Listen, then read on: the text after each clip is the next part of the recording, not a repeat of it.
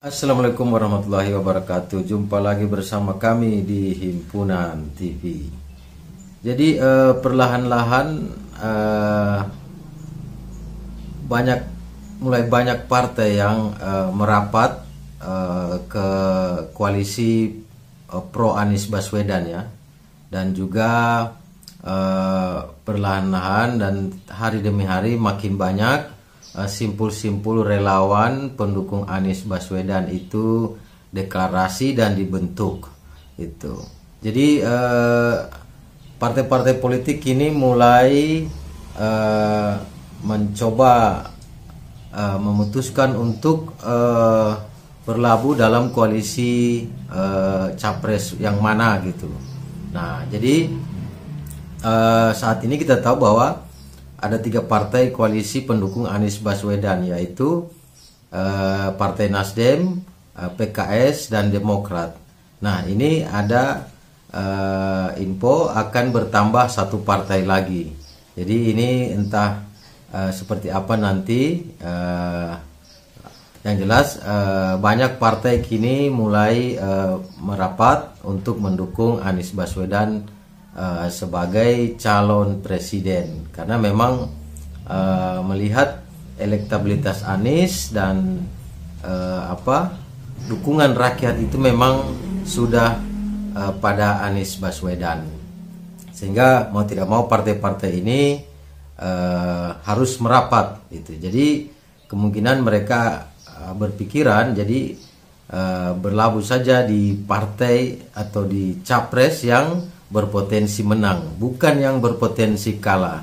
Jadi 2024 ini partai-partai itu sangat menghitung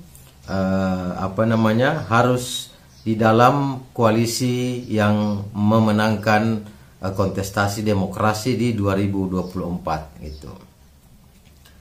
Partai Nasdem mengungkapkan partai politik lainnya akan bergabung dengan koalisi pendukung bakal calon presiden Anies Baswedan di 2024. Parpol apa yang bakal bergabung dan dengan koalisi pro Anies ini? Wah, ini yang masih tanda tanya ya. Jadi yang jelas ada gitu, dan hal ini diungkapkan oleh Wakil Ketua DPP Partai Nasdem Ahmad Ali saat Anies berkunjung ke Sulawesi Selatan di Makassar itu. Insya Allah 1 parpol bergabung, kata Ahmad Ali di Makassar, Sulawesi Selatan, Senin 12 Desember 2022. Namun Ali belum mau mengungkapkan nama parpol yang dimaksud. Ali berdalih nama parpol tersebut akan menjadi kejutan tersendiri. Gak usah disebutin, kalau disampaikan sekarang tidak surprise lagi kan, ujarnya. Jadi sepertinya Nasdem ingin memberi kejutan ya dengan bergabungnya partai baru ini itu, dan ini tentu saja masyarakat senang ya, karena banyak partai kini mulai mendukung Anies Baswedan gitu. Menurut Ali, koalisi partai yang tergabung dan diumumkan dalam waktu dekat, koalisi pro Anies yang cukup senter, bakal deklarasi, yakni Partai Nasdem, Partai Demokrat, dan PKS. Jadi 3 partai ini rencana akan mengumumkan deklarasi bersama pada akhir tahun ini, pada bulan Desember akhir ini, mungkin setelah Piala Dunia gitu ya. Itu. Jadi dan di situ mungkin akan bergabung tambahan 1 partai ini. Siapa partai itu? Ya, kalau saya sih melihat mungkin saja P3 atau mungkin saja PKB, gitu kan? Itu. Jadi kedekatan P3 itu sudah sangat lama dengan Anies Baswedan ya. Itu, atau mungkin saja PAN itu. Koalisi partai kan sedang dibicarakan, insya Allah dalam waktu dekat yang tidak terlalu lama akan diumumkan. Kalau waktunya pasti, ini kan bukan hanya 1 pihak, tapi 4 pihak kata Ahmad Ali. Jadi udah 4 partai ini kalau jadi gitu. Dan ini sudah sangat cukup kuat gitu ya gitu. Jadi memang tentu saja di dalam partai itu memiliki survei internal ya. Jadi setiap partai itu selalu melakukan survei untuk pemetaan, dan ini hanya dikonsumsi internalnya. Dan mungkin saja partai yang rencana partai keempat yang mau bergabung dalam koalisi perubahan pro Anies ini itu memiliki survei bahwa Anies Baswedan merupakan capres yang tertinggi secara elektabilitas, etikabilitas, dan popularitas. Dan tentu saja hal ini dianggap sebagai calon presiden yang akan menang pada pertarungan kontestasi demokrasi di 2024 nanti. Jadi calon partai baru yang akan mendukung Anies ini tentu saja tidak ingin ketinggalan kereta ya, tidak ingin ketinggalan gerbong. Jadi itulah partai politik. Jadi dan ini tentu saja hal yang sangat taktis dan baik ya. Artinya partai politik yang akan bergabung mendukung Anies ini berpikir juga tentang kemajuan partainya, tentang eksistensi partainya, dan juga pasti akan mendapatkan manfaat dari cocktail effect atau efek ekor jas dari sang capres, yaitu Anies Baswedan. Karena kita ketahui sendiri bahwa Anies Baswedan itu tidak berpartai. Jadi Anies bisa dilabeli oleh semua partai pendukungnya. Dan karena kita ketahui bahwa Pilpres dan Pileg, pemilihan legislatif atau caleg, itu di hari yang bersamaan pencoblosannya, itu pada bulan Februari 2024. Jadi tentu saja ini sangat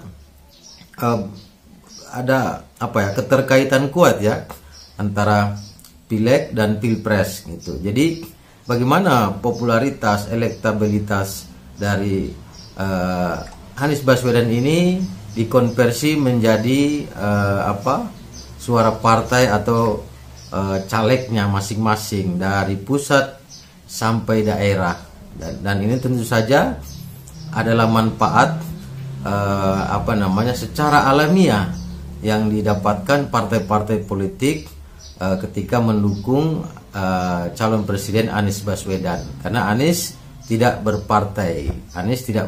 Sehingga Anies adalah milik semua partai dan milik semua kelompok atau simpul-simpul relawan dari pendukung Anies yang makin hari makin membesar hingga hari ini di kampung-kampung seluruh Indonesia ya. Itu.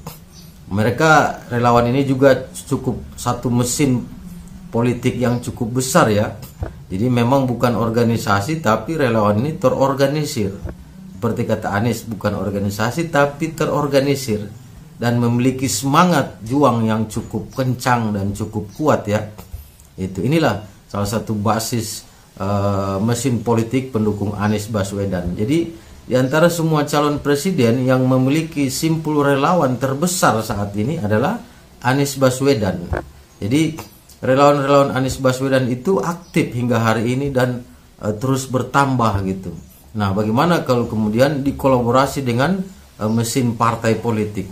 Tentu saja ini adalah sebuah kekuatan yang cukup besar, raksasa, dan banyak para analis politik mengatakan bahwa Anies akan jadi pemenang dalam Pilpres 2024. Jadi Anies Baswedan akan menang dan menjadi presiden Indonesia di 2024. Maka dari itu banyak partai-partai kini mulai merapat membangun komunikasi dengan koalisi partai pendukung Anies dan melakukan kesepakatan ya. Dan tentu saja hal ini adalah hal yang positif yang harus disambut oleh seluruh rakyat Indonesia. Jadi politik itu harus berbahagialah, ya kan? Jadi demokrasi itu adalah pesta rakyat itu. Jadi jangan diganggu. Kalau yang mengganggu tentu saja rakyat akan marah, dan tentu saja dunia internasional akan marah, dan kemarahan itu akan berakibat fatal bagi para pengganggu demokrasi di Indonesia. Jadi buat para pengganggu demokrasi di Indonesia atau orang yang menginginkan 3 periode itu sebaiknya pulang saja dan Anda tidur dan beristighfar, karena memang rakyat Indonesia hari ini terlihat cukup kuat ingin melakukan perubahan yang menuju tatanan kehidupan yang lebih baik bagi kehidupan keluarga mereka. Jadi kita lihat bagaimana ketika Anies berkunjung di setiap daerah ya, dari Pulau Sumatera, Sulawesi, Jawa, itu tentu saja pada faktanya disambut dengan begitu meriah dan begitu gagap gempita dengan penuh semangat, meneriakkan yel-yel perubahan dan Anies Presiden. Anies Presiden itu adalah suara rakyat yang tidak bisa dilawan oleh kekuasaan. Jika kekuasaan ingin menjegal keinginan rakyat, maka akan fatal akibatnya. Karena tentu saja rakyat itu, khususnya rakyat Indonesia, adalah rakyat yang memiliki semangat perjuangan dan semangat perlawanan terhadap rejim-rejim yang ingin selalu melanggengkan kekuasaan mereka, dan hanya kekuasaan itu hanya berpikir tentang diri mereka sendiri dan kelompoknya gitu. Dan rakyat Indonesia tentu saja akan melawan, karena terlihat dari sejarah pendirian Republik Indonesia, para pejuang, para founding fathers gitu ya, termasuk kakeknya Anies Baswedan, Abdurrahman Baswedan. Kakek Anies adalah seorang pejuang dan memang seorang pahlawan nasional itu. Jadi memang mentalitas pejuang itu ada dalam figur Anies Baswedan. Begitupun dengan pendukung-pendukungnya, baik dari partai politik maupun dari simpul-simpul relawan maupun dari simpatisan masyarakat yang ada di rumah-rumah, di pojok-pojok desa, di pinggir-pinggir kota, di seluruh Indonesia, bahkan yang ada di luar negeri, di rantau orang. Oke teman-teman, sekian dulu. Jangan lupa subscribe channel ini, dan tetap semangat, dan salam damai Indonesia.